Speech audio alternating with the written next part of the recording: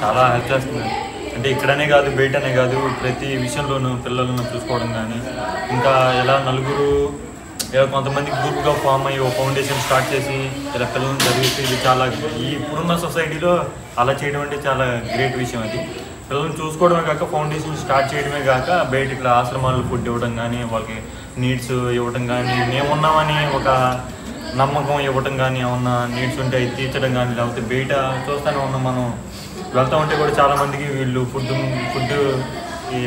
ఇవ్వడం కానీ ఇలా చాలా హెల్ప్ చాలా చేస్తున్నారు సొసైటీలో.